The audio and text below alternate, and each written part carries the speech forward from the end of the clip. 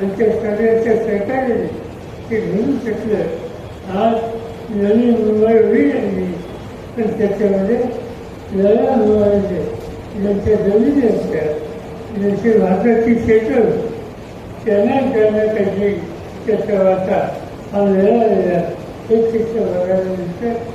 आणि म्हणून असा दृष्टिकोन ठेवलं दृष्टीचे त्यांच्या सरळ कायमचे करण्यासाठी आज या ठिकाणी आपण त्यांचा पुतळा अनुभव केला. हे सांगितलं आधीच्या वर्षांनी ही गोष्ट आहे की त्यांचा पुतळा बघितले साक्षात दृष्टीचे अभ्यासुद्धा उभे असं वाटतं.